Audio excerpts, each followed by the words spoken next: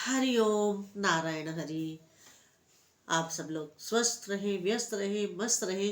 इसी कामना के साथ, इसी प्रार्थना के साथ, इसी मंत्र के साथ मैं अपना रोज वीडियो शुरू करती हूँ और अपने YouTube channel spiritual walk with मैत्री में आपका हार्दिक स्वागत करती हूँ। और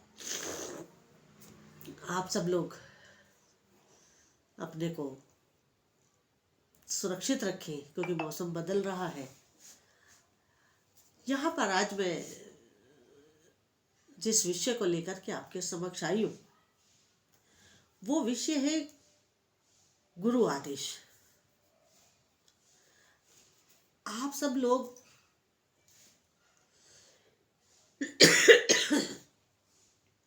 भगवान तो आकर के आदेश निर्देश उपदेश करते नहीं, तो इस धरती के ऊपर भगवान का प्रतिनिधि जो है वो गुरु के रूप में उपस्थित होता है। गुरु कोई व्यक्ति नहीं होता है, गुरु तत्व होता है। तो गुरु तत्व दिखाई नहीं देता, तो इसलिए व्यवस्था ये बनी कि किसी भी शरीरधारी को गुरु के रूप में आप स्वीकार करें और उसके उपदेशानुसार अपने जीवन को चलाएं। क्योंकि गुरु आपको व्यर्थ का तो आदेश निर्देश नहीं करेंगे। मैं आपको बताऊं, माँ आनंदमयी, जो माँ आनंदमयी थी, वो अक्सर कहा करती थी, हरि कथा ही कथा, बाकी सब व्यथा। बिल्कुल सच बात है, इस पे कोई दो राय ही नहीं है कि हरि कथा ही कथा है, बाकी सब तो व्यथा है। आप किसी के पास भी जाके बैठ जाए, वो आपको अपना दुख दर्द ही बताएगा। क्यों? क्योंकि वो अपने जीवन को गुरु आदेशानुसार या ईश्वर अनुसार नहीं चलाते हैं। वो आजकल हर व्यक्ति अपने जीवन को ईश्वर अनुकूल नहीं, इच्छा अनुकूल चलाता है। आप सब लोग भी, आप भी उससे बाहर नहीं हैं। बहुत कम लोग ऐसे हैं जो अपने जीवन को गुरु की आदेशानुसार, उपदेशानुसार, निर्देशानुसार चलाते हैं। अक्सर लोग अपने जीवन को अपनी इच्छाओं के अनुसार चलाते हैं, क्योंकि इच्छाएं ऐसी कि हर इच्छा पे दम निकले। कोई इच्छा एक पूरी हो गई तो 10 और खड़ी हो गई। अब भैया भगवान भी कितनी इच्छाएं पूरी करे आपकी। कहीं तो इच्छाओं के ऊपर आप फुल स्टॉप लगाएं, कहीं तो उनको रोके, नहीं रोकते।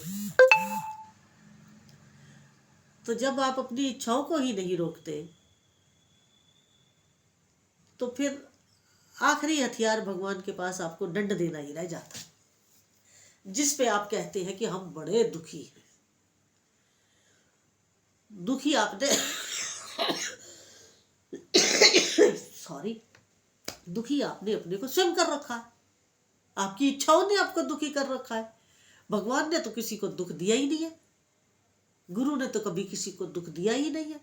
हाँ, अगर गुरु किसी शिष्य को दंडित करते हैं तो उसके कल्याणार्थ ही करते हैं, नहीं तो गुरु तो निर्लिप्त है, उसे क्या जरूरत पड़ी किसी को दंड देने की। लेकिन जो शिष्य गुरु का प्रिय होता है, उसे गुरु सद्मार्ग पर वापस लाने के लिए परीक्षा लेते हैं। कई दफे उसको दंडात्मक कार्रवाई भी उस पर होती है। गुरु, सबसे बड़ी दंडात्मक कार्रवाई गुरु क्या करते हैं? अपने से दूर कर देते हैं। फिर शिष्य तड़पता है, छटपटाता है गुरु के लिए, और जब तक उसको अपनी गलती का एहसास नहीं हो जाता, तब तक गुरु उसको वापस अपनी शरण में नहीं लेते हैं। अब ये एहसास चाहे तो 2 दिन में हो जाए, तो 2 जन्मों में हो। ये तो अब शिष्य के ऊपर है कि वो कितनी जल्दी ग्रहण करता है गुरु की शिक्षा को। गुरु की शिक्षा को शिष्य कितनी जल्दी ग्रहण करता है, ये देखने की बात होती है। मैं आपको बताऊं अपनी गुरु माँ का एक किस्सा। स्वामी मुक्तिकानंद गिरी जी महाराज, डबलिन, स्वामी मुक्तिकानंद गिरी जी महाराज मेरी गुरु माँ के जो गुरु थे। एक बार माँ मथुरा राधा कुंड, मेरी माँ के गुरु राधा कुंड में अशोकानंद जी महाराज थे, बड़े फेमस है वो राधा कुंड में। तो माँ एक बार हर माँ का ये नियम था कि फ्राइडे को जाती थी, मंडे को लौटती थी। तो माँ गुरु जी के आश्रम से जब वापिस आई तो गुरु जी को भी कुछ काम रहा होगा तो वो भी साथ आए। और जब ये गुरु माँ बस में बैठी राधा कुंड से, तो उनके गुरु जी ने उनको आदेश किया, गुरु माँ को, स्वामी अशोकानंद जी महाराज ने, कि आप इस सीट पर ही बैठे। बस में और भी सीट्स खाली थी, लेकिन उनके गुरुजी ने उनसे ये कहा कि इसी सीट पर बैठिए। उंगली दिखा करके, इशारा करके आदेश दिया। गुरु माँ उसी सीट पर बैठी जहां गुरु आदेश हुआ था। बस मथुरा के लिए चली राधा कुंड से। तो रास्ते में क्या हुआ, रास्ते में बड़ा भयानक तूफान आया। हमारी गुरु माँ बताती थी कि 250-250 ग्राम के ओले पड़े, इतने बड़े बड़े ओले, 250 ग्राम का एक एक ओला। सोचिए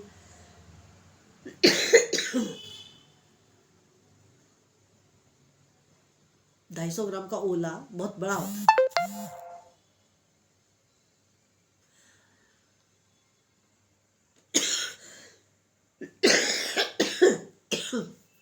बस में जितने लोग थे सारे अफेक्टेड हुए।